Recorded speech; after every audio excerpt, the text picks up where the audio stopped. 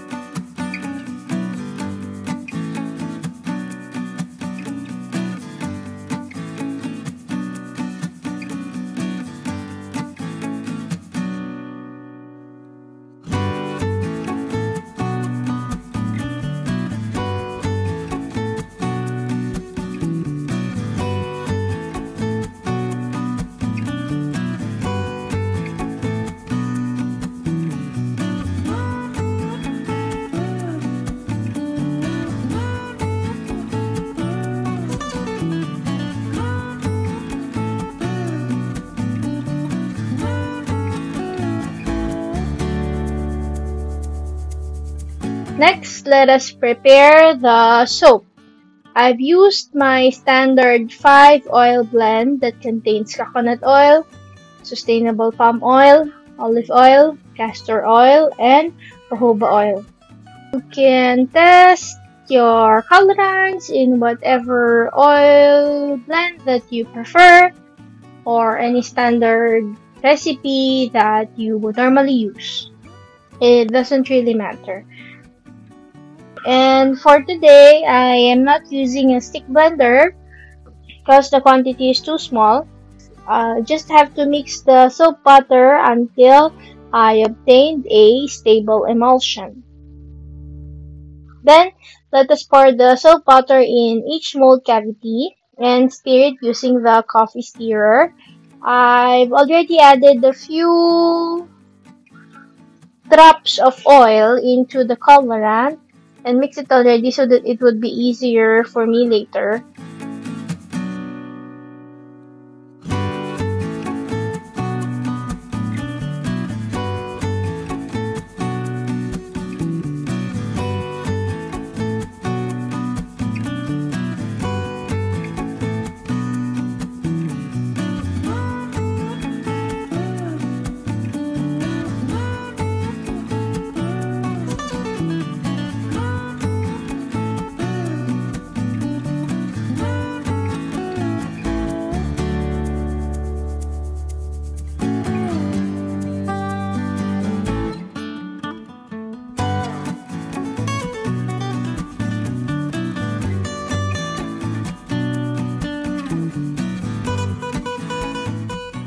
When I test my colorants, I just slightly mix the soap and the colorants. You don't really have to mix it properly.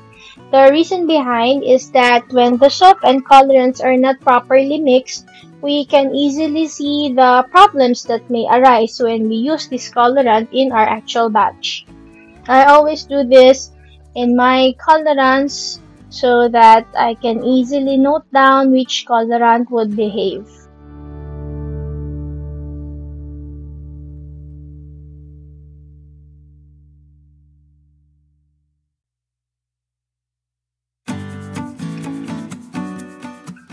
For the question of the day, which do you prefer, mica or pigment?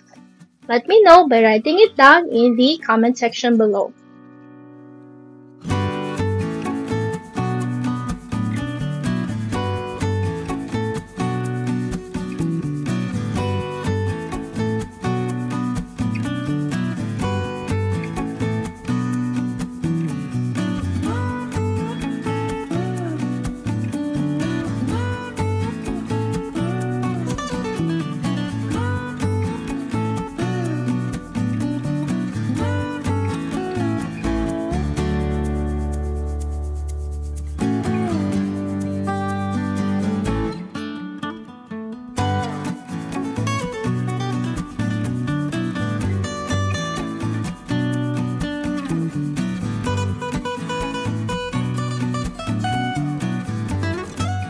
I unmolded the soap after 2 days. During unmolding, I use a toothpick to label each color block with its corresponding numbers so that I can refer to that anytime I want in the future.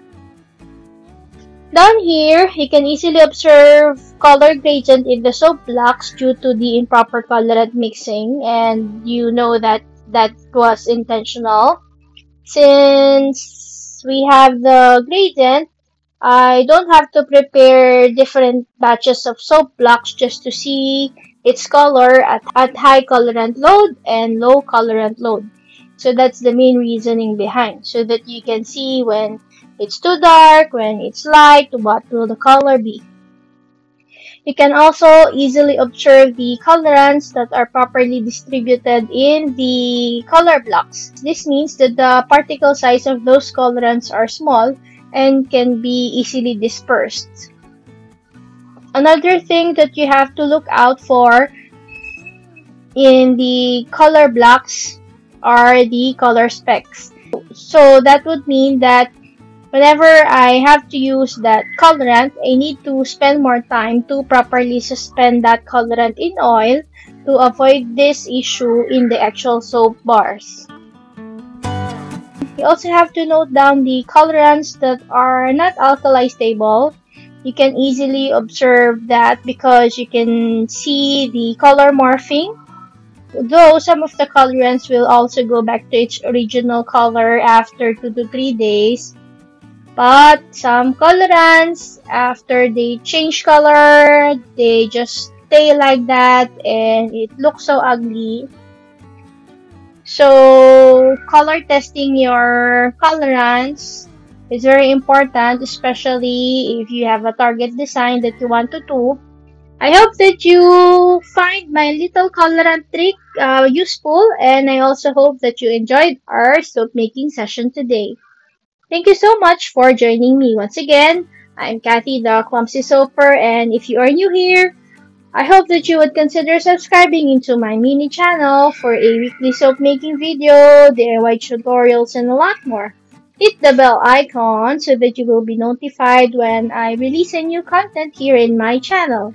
Just like you, soap making is my passion and I would really appreciate if you can join me in my soap making journey so that we could learn and grow together. Thank you so much, soap sisters and bubble brothers, and happy birthday to those who are celebrating their birthdays this month. God bless!